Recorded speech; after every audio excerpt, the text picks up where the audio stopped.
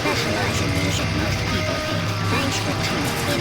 Make sure you check out our Facebook page, Instagram, and our website. Let us share the boys with you. Yo, this is John from Noise Dosage Media, and this episode is brought to you by Begrudgingly Benny.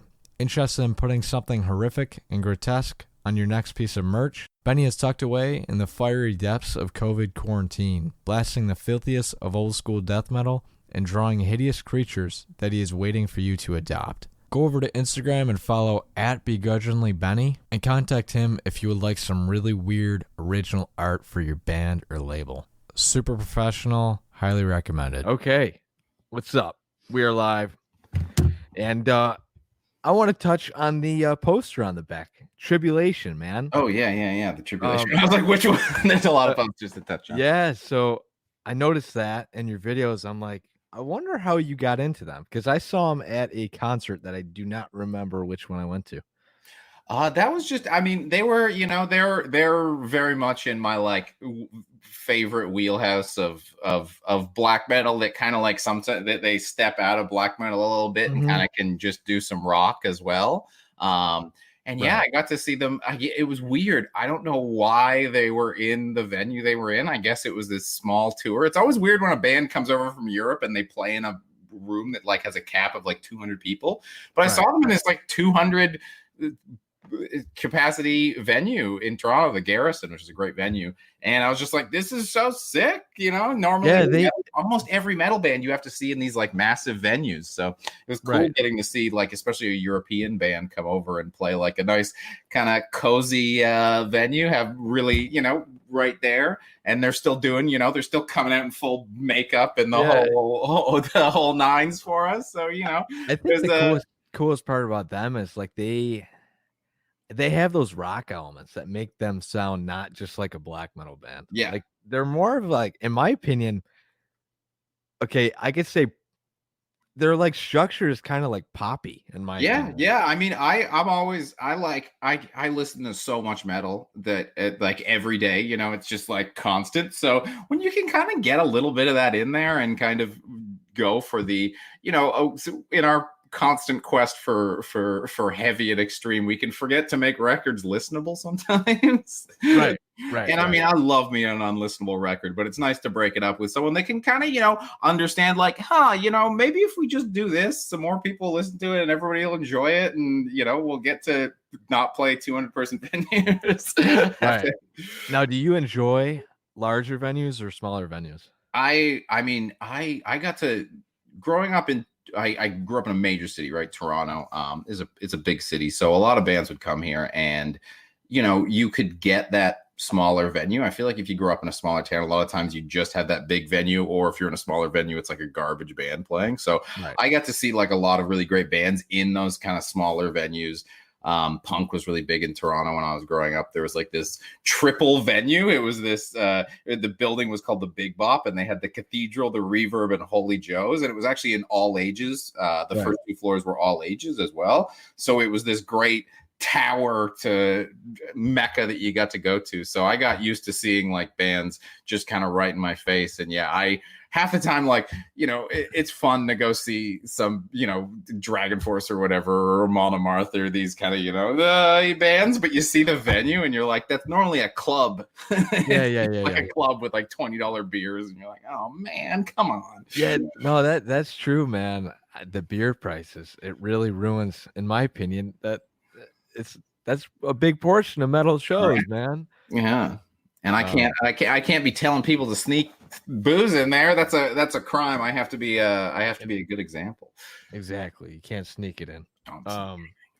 So my first question is, how has being a comedian made your appearance on Banger TV, like Overkill reviews, Lockhorns, a bit like smoother or easier on camera? Because that's a big thing that you have to, get over when it comes to being a YouTube channel.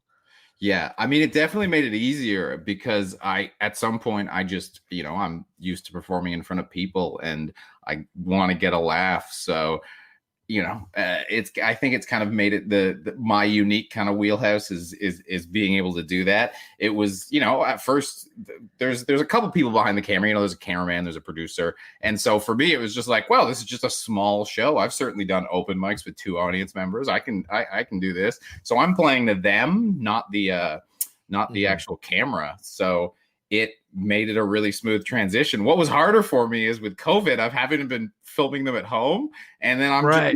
No one, and I'm way worse. Yeah, well, it's either you talk too much or you don't talk at all, and you're just like to the point that and I just started doing reviews, so I felt like I talk too much. Yeah, well, I mean, that could be the thing, right? You get so into your own head, and then people are like, "Wait, I've lost the train of thought." That definitely comedy is the thing you learn from doing comedy for a while is presenting ideas in bite-sized chunks to audiences. Because when it's 10 p.m. and they've got a couple Coors Lights in them, and you're in Hicksville, Ontario, there, bud. Their attention spans are not the longest for any big ideas. So you need to figure out a way to make what you want to say quick and digestible for people without feeling like you're just going out there and being like, "Oh man, great to be in Huntsville. Last week I was in Beamsville. Those motherfuckers are the idiots." And then they're like, "Yeah, fuck Beamsville." So J-Hoff Films, he's from Toronto, from my understand. I think, I think so. Yeah. Chris, I saw him drinking Molson. What is your opinion on Molson being from Toronto? My opinion on beer has always been that I go into a place and I go, "Can I have your plainest beer, please?" Yeah. Yeah. My attitude with beer is I want to drink like 8 of them, so I don't want them to taste like anything, because I don't want like the taste 8. I don't want to taste something. I don't need 2 liters of anything in one sitting. Right. So a bland flavor. I just want it to get me drunk. That's my. I'll have. If you're having a nice beer, I want like one nice beer. You get like a nice sour, some weird stout or something. Yeah, sit there and enjoy it. Have one nice beer. You only have 3 of them, and then you're shot. Bring me out the garbage water with some booze in it. There you go. So you said that the comedy came first, correct? Yeah. So how did you originally get involved with Banger TV? Banger TV was like a total happy, lucky accident. Our ex-producer, has gone on to greener pastures. We all loved her, Lisa Lettersair. She did a bit of stand-up as well, and just saw me and was like, "Do you actually like metal? You like metal for real, right?" And I was like, yeah, it's not, this is not helping my comedy career.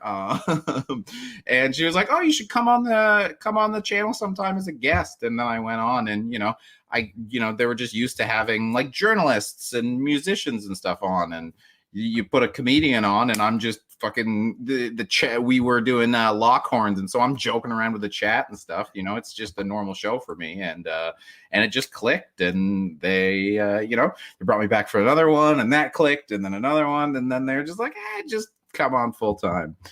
There you go. Comedians we're like cockroaches. You let us in once, and you won't leave. You won't leave. Yeah, it's flooded. The place is a mess.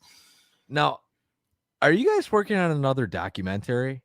We're always working on documentaries. The problem becomes that getting people to pay for metal documentaries is hard, because metal things are always like a surprise when they do. Yeah. Like the Metal a Headbanger's journey was not supposed to be some big international kind of the synonymous film for metalheads. It was just a thing that 2 guys made because they wanted to make it, and then boom, and then they did all this stuff, and it went great.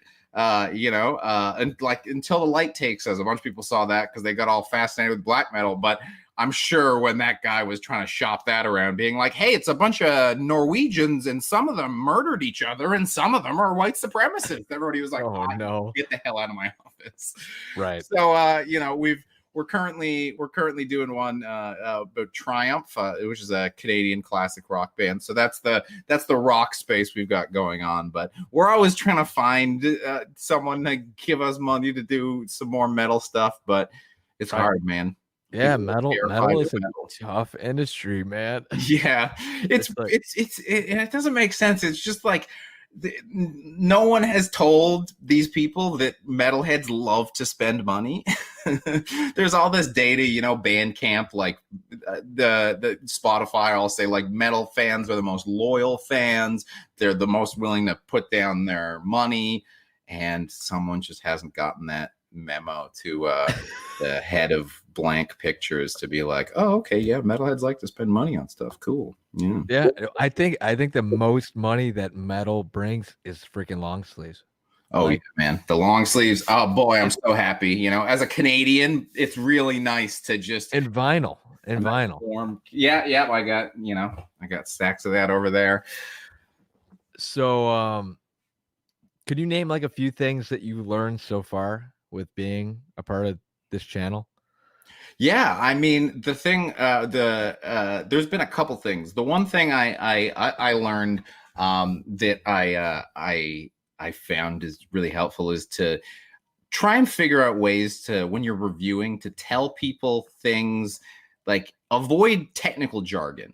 Like, I think sometimes people like want to say like, oh, these musical words because they want to either convey a sense of expertise, or they think the people reading are going to want to know that this riff was in this time signature and this picking stop, blah, blah, blah. The average person reading your review knows less about music than you do. So if you know that, they might not. If you barely know that, they probably don't know it at all. Right. That's so true. Figure out a way to say that in a way that people like to hear. So I don't say tremolo picking when I'm talking about black metal. I say we need guitars, and you know, that's a good point. Yeah, it conveys the same idea. And if you know what tremolo picking is, you know what I'm saying. And hey, maybe you'll leave an angry comment on my video that says like, it's tremolo picking, you moron. And I'm like, hey, thanks for the comment. You got baited, sucker. Yeah, well, you know, that's a good point. Because like I did an interview with Chris from Deicide, and it was all guitar talk. Like, right.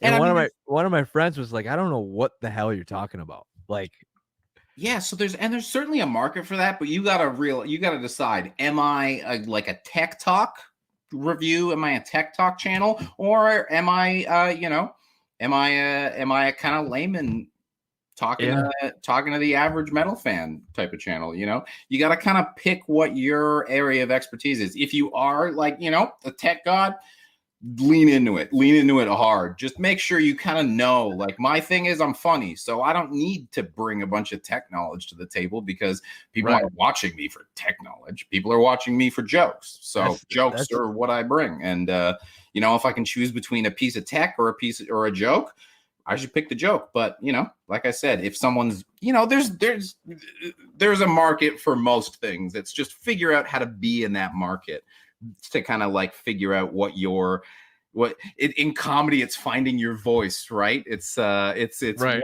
What makes you a unique comedian? Because, you know, especially for guys like me, there are 100 white guys with beards going up and being like, I live in a basement apartment. So you gotta figure out how to live in a basement apartment, live your truth in a basement apartment. Right. That's true. I've been slowly learning that you got to kind of figure out which way take it, like technical or layman's. So that's good advice. What else? Like, I mean, what about like production? People care about sound. Make sure things sound good. Video can be kind of sketchy. Yeah, I was gonna ask you about that. Yeah, people will, you can have a gorgeous looking series, but we've had things filmed beautifully, and then there was like a slight audio hiccup, and I noticed that a bit of a thing, and the whole comments is like, the boom will be in a shot and two people will mention it. There'll be like a minor hum, and it's just the whole comments. It's just, there's a hum. What's with that hum? Do something about that hum. Yeah. Well, I was watching one, I don't know what the hell interview it was, but the audio was bad. It wasn't horrible, Yeah. but it didn't sound like there was a microphone above. I think it was like a on-camera microphone. And yeah, it was just a freaking list of shit. I'm like, what do you want? Like perfect? Like it's a lot of effort Yep. to, Spend have the a money if you got a couple bucks to spend and you're deciding where to go. Audio. Right. People that don't even know what audio equipment is will be like, why does this sound like shit? Right. Hey, look, we don't want to sound like a 6 Feet Under record. We know what happens. Hit it. Yeah, that's true. When shit sounds weird, man. You gotta disable the comments on YouTube.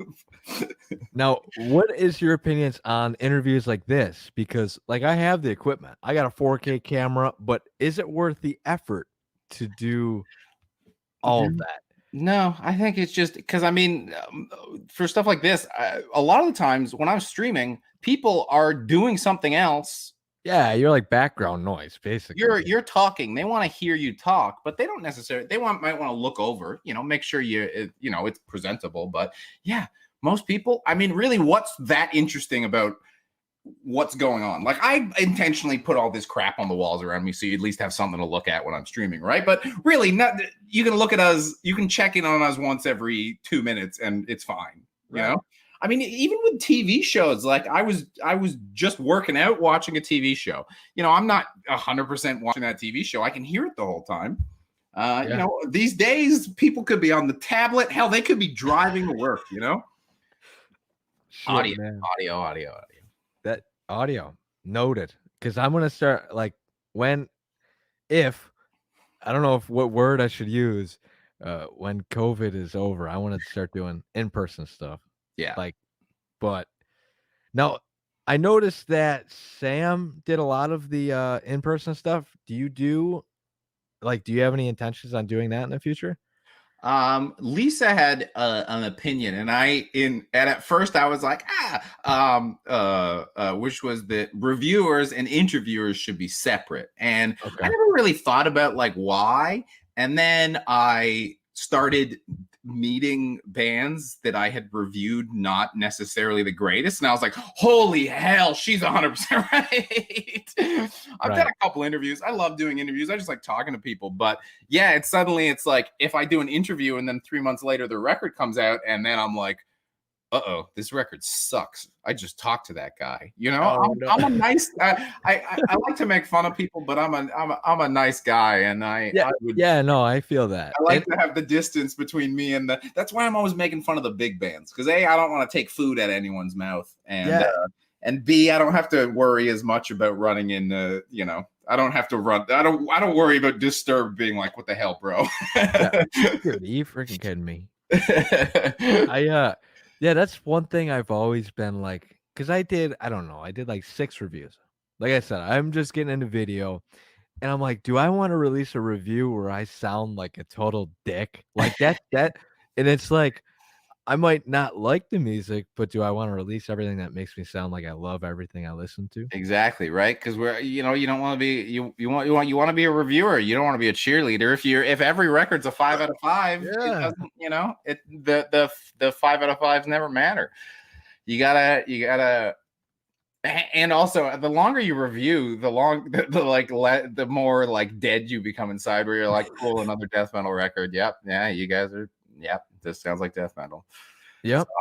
So that's what happened with me with the Skeletal Remains. I'm like, this is really good, guys, but I've listened to 40 death metal albums this year, and I've listened to yours 10 times, and in a month I won't be able to pick it out of those 40 records. There's nothing on this that's like screaming out at me, Right. Yeah, that was the newest album is really good. It's really good. Nothing wrong with it. But yeah, no, I see. Like, especially with the whole Tomb Mold, Blood Incantation, all those guys coming up with all this weird kind of ways to kind of carve out a niche for them. What is your take on that type of that era, like Tomb Mold, Undeath, Vomit Witch, hey, I just want music to sound unique. I want something unique and cool there. And I think they've managed to figure out a way to make like a cool scene where, maybe a couple of the bands in the scene sound similar, but it's still a shallow enough pond that it's, okay. Oh no, now, you sound like those other 4 records I could listen to. So there's 5 records now. Yeah, Right. that's a small enough number that 5 stands out. But, when you're kind of a classic death metal band, there's 40 records that came out this year. And those guys are still, it's not like they're not, and it's not like they're doing something that's going to turn off a regular death metal fan either, which is what makes it so cool. They've found a way to just turn a couple screws, they've just changed. Yeah, you got to push the envelope just a touch. Yeah, just kind of, carve out something, I feel like, death metal bands, okay, I love death metal, but there's always this, just a structure. Like, it's just got to be straightforward distortion, freaking. And I love it, but sometimes it's like every band kind of molds that same. In the reason we have Norwegian black metal is because in the 90s they were bored already. They were like, this is all the same. You guys are just they're like, fuck 10 bands did this and now it all sounds the same. We're starting a scene where everything sounds like shit. Yeah. It didn't take long, and then we get the waves where someone figures out something to do.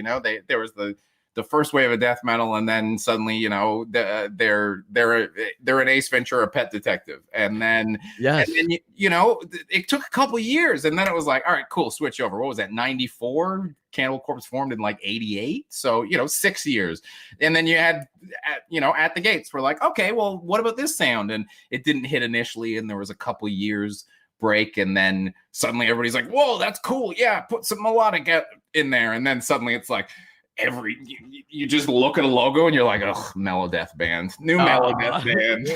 You just see the shape of the letters and you're like, new Melodeath band, get out of here. Yeah, now these 2 mold guys have figured out something.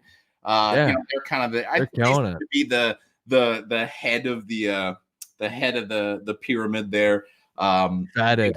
And those guys have figured out something cool, and it's becoming a scene. And I'm sure in 5 years I'll be complaining about it, being like, enough with the what do they call it? Like, but for now, I'm stoked. Yeah, just figure out that way to kind of keep this ball rolling. It's there's plenty of little nooks and crannies. Right. Okay. The last thing I got, well, noted. Don't mean shit, but so, quote unquote, from like the website or something, it said that 3 bands that changed my life were Metallica, Sleep, and Dark Throne. Yeah.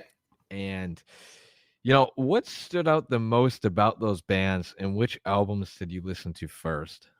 For me, the Metallica one's the funny answer, because the Metallica one, I was like 12 or something, and the first Metallica album I owned was Symphony and Metallica, because I was like a 12-year-old, and I was like, oh, this is nice. And I was like a gifted kid. I was in like a school, so I was like, oh, it's nice, this rock music with this symphony. I was a little nerd, and so that was the first like. That was the first Metallica record I got, and then I got more Metallica records, and it was fun. The fondest memory I have of Metallica as a kid is like as a kid I got that, and then I got the Black. I really liked the Black album, and then it took me a little while to figure out like Master of Puppets and Ride the Lightning, and because it was just it was a little harder, and I needed to get a little older. But no matter what point in my life I put on Load, I was like, this sounds bad. As a kid, I was like, I think this sucks. And then I got older and I was like, I think this still sucks. And now I'm like, that was a smart kid. Yep. Well, I can always shame myself for buying Saint Anger on CD. Oh, jeez. Yeah. I was like, I remember going to like some, I don't know, it was like some freaking CD shop in the mall. Yeah. And that was the only one in stock. And I was like, I don't know, 15. And I was like, this looks good. Hey, you gotta start somewhere, right? But with Sleep, it was obviously, Dope Smoker. That was that was kind of the first, they're like the kind of band that really just one of the funniest bands that like is very casual about their humor is one of the Mhm. reasons they really appealed to me. Is I just really liked the not taking it seriously while simultaneously taking it very seriously. Right, Uh, right. like they're they're just the weirdest guys, you know. And I love the story of basically them being like, "Here's an hour-long record," and then it's like, "We can't release that," and they're like, "All right, we'll go give you a new record," and then all they did really was like chop it up into pieces and was like, "Okay, here's what you asked for." Here's a new one. It was like, "You Yeah. guys are assholes," and they're like, "Okay, well, we're just not going to make music anymore," and they're like, "What?" And they're like, "Fuck you." You know, there's something you know, when the band before that is Metallica, you value a little bit someone going, "I'm doing what I want, and if not, I'm getting the hell out of here. I don't care about money." You know, it's Yeah. good to balance those two sides of the pendulum.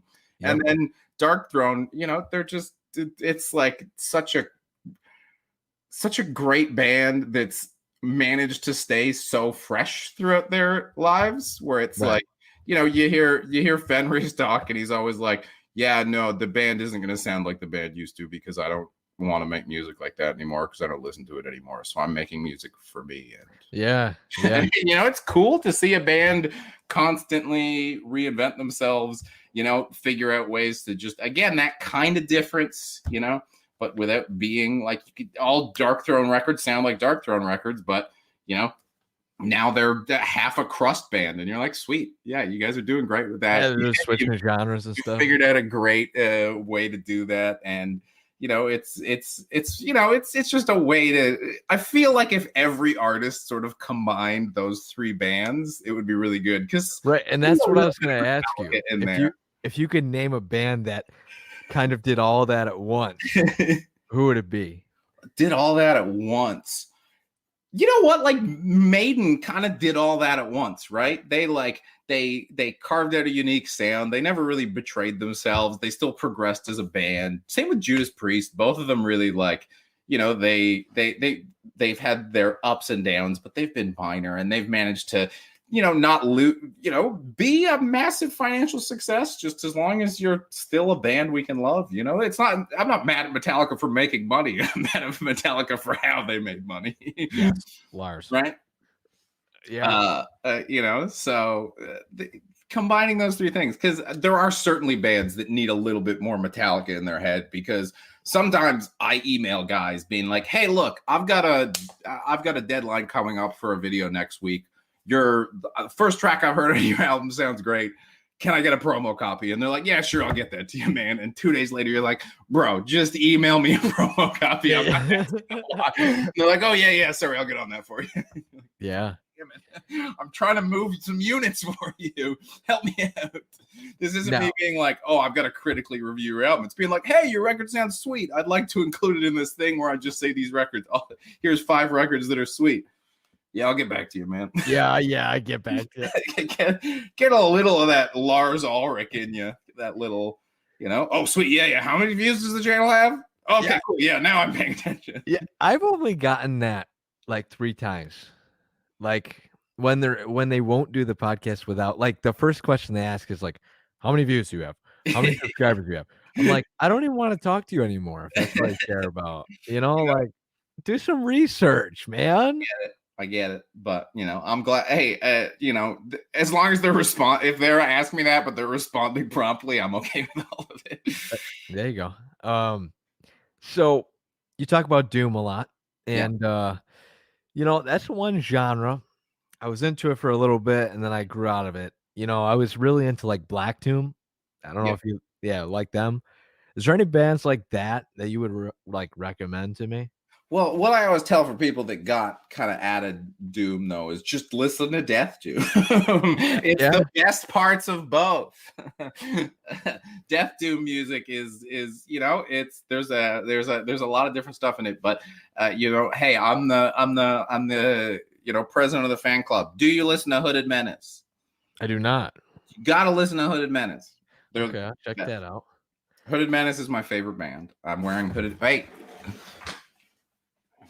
there you go. I'm wearing Hooded Menace sweatpants. See, now that is, you know, some good merch ideas, man. Everybody has shorts now.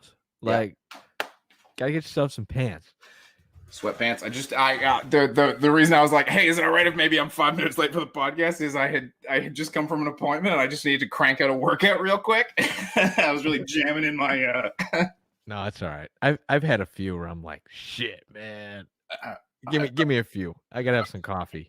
Blasting it just okay, all right, we're good. Yeah, but Hooded Menace, man, they're great. It's the best guitar tone I think I've ever heard. It's slow, but it's like death metal-y as well. So I haven't heard of them.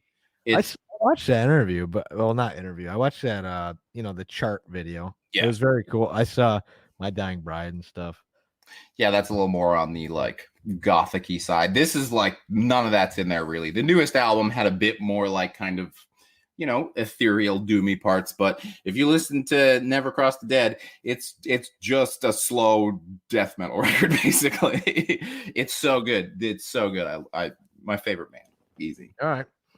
I got it on my I don't know, playlist now. It's like the Hooded Menace is like the they can do whatever they want. They've released albums on Relapse, Season of Mist. Like they just get on whatever record label they want. Lars, the main guy behind it, is like a guest musician and all kinds of stuff. I think he just maybe isn't high on the Lars Ulrich meter. I feel like maybe he's just happy. Like he makes good music. He probably does well enough, and then is like, yeah. That's it. That's perfect for me. And I can respect that. As long as I can buy records and sweatpants, that's it. Yeah. That's Metallica music. Give me some stuff to buy, and you're hustling just hard enough for me. I went to a Metallica show, and I think we paid $50 for a t-shirt. Right. I was like, holy shit, man. You hit it big then. Yeah, I know, right? But all right. I got pants for less than that. Pants. Yeah, you get pants, a sweatshirt.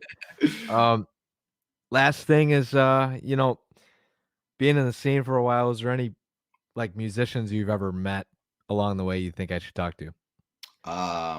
If you haven't talked to the Dylan from Bellwitch, that would be cool. He's just a great guy. It's funny, hour long, one track, slow, sad music. Guy's a goofball. He's just the sweetest man. Just a real. It just makes the interview so much. I don't know. Easier. Him and Jesse. They're. Oh God! I sent him a message the other day. This son of a bitch. I sent Dylan a message the other day, and we're talking. And he knows my wife as well. We're all friends. He's a great guy.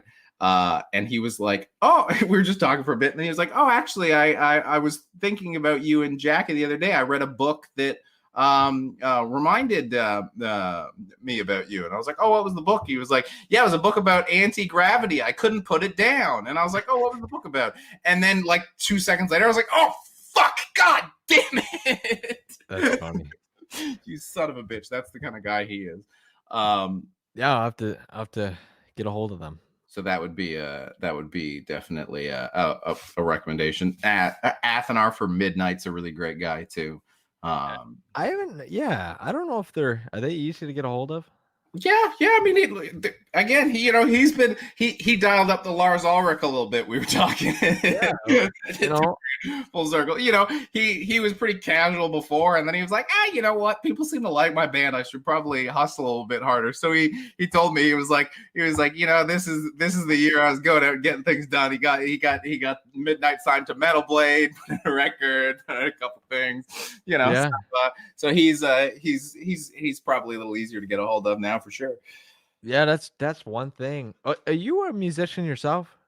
I play drums a little bit, but nothing I would call myself a musician. Comedy. I'm a comedian. Full time. It's the there's an old saying that mostly in comedy we say it because it's kind of an insult to musicians, but it's an insult to both of us, which is what comedians do, right? It's every musician thinks he's a comedian, and every comedian wishes he was a musician. Is what we say about the two professions, All right, yeah, okay, this is good. Okay, give me a joke to end this. Like, give me something funny that you could just say about the Oh, metal community. God, I don't. That's not how. That's the worst thing. You for future reference. That is the single worst thing a comedian hates me. No one is Say telling something me. funny. God damn it! This isn't how it works. I'm not standing in front of 50 people. Y'all haven't had 3 beers, and the lights are on. People do not like laughing when the lights are on. Yeah. No, You need darkness. You need darkness for comedy. And David Letterman said this: the audience needs to be cold. Yeah. Like physically cold. Yeah, keep the room cold, because cold people will still laugh. Hot people do not want to laugh. They don't want to do shit. Now, how do you like prepare? How do I prepare? Yeah, like get on stage. Comedy. That's the other crazy thing is the reason this doesn't work is because the only way comedy works is in front of people. So the way you prepare is you write a joke at home and you go, damn, that's funny. And then you go out to an open mic, which is just like show up, go up kind of thing. And then as you get better, you can kind of don't have to go to the quite bottom of the barrel open mics. You can do like a regular show because you can trust yourself a little bit. But you go up and you say, hey, this is the thing I wrote. And you tell it to people. Yeah. And the first time you tell it to people, frequently you go, whoop, never mind. That's not funny, it turns out. Once I've said it to these humans, they do not think it's funny at all. And then you just keep doing that. You just keep doing that at people until either you've crafted a fantastic joke or you're drunk in the shower crying. Yep. True story. Are there any methods to like? There's got to be some type of methods behind doing comedy. Like, oh yeah, I mean, there's method to it. You learn how to write a joke. You learn kind of the concept. But I mean, the concept of writing a joke is pretty much the same as writing a lot of other stuff, where you basically, like writing you remember the hamburger essay you'd write in school in your lower grade levels. You introduce an idea. All right, I'll walk through a joke I've been telling recently. I've been waiting for it. Yeah, all right. So I currently have a joke that hockey is the worst sport. And so you say something like hockey's the worst sport. You put out a thesis, right? You put out a thesis you have to defend to people. You give them this idea. This is the premise. You give them this thesis, and then you need to defend your thesis, right? You go, hockey's the worst sport. And then, it's Canada, so people get pissy, right? And you go, I can prove that it's the worst sport. And the reason I think it's the worst sport is because it's the only sport that requires another sport in the middle to keep the fans watching. Every hockey game has to have a fight in the middle or the audience is bored. Hockey fans, you try and talk to a hockey fan about taking fighting out of hockey, and it'll ruin the game. It's an essential part of the game. It's the only sport that needs another sport to keep the sport interesting. I've never been watching a boxing match. See, that's defense number one. Defense number two comes in. I've never been watching a boxing match and been like, God, this boxing match sucks. Can we get some motherfuckers ice skating in here? Defense number two. Even arguably the most boring, and then coming to 3. Even arguably the most boring sport in the world, golf. Oh, okay. Golf, right? Most boring sport. Even golf, they ain't making those motherfuckers race the little carts in between holes. They're trusting their sport to keep their audience entertained. Hockey's the worst sport. Boom. Your conclusion. That was actually really good, man. That's how, that's it. You can just write jokes like that. And then there's all these kind of different ways. There's one-liners where there's misdirection. There's all these things you learn. But, a lot of jokes are just going to function like I think the funniest thing about that joke is they don't have a microphone. You do. Yes. So they have to, it's very important. That is a very important part of comedy. And the thing is, like, you're in Canada. So, like, that's like the last thing they want to hear. Yeah. It's definitely a thing you've got to slowly bring out. All right. Well, you made me laugh, dude. Well, hey, that's the perpetual goal. Right on. I appreciate your time, and I'm glad this finally came through. Yeah. It only took a week to. It's a great time. Email and stuff. Maybe we'll do this in the future. I'll get some more questions and stuff. Hell yeah. Yeah. Have me back anytime. Right on. All right, I'll talk to you later. I'll link you when I put this on Spotify and stuff. Sweet. Thanks, man.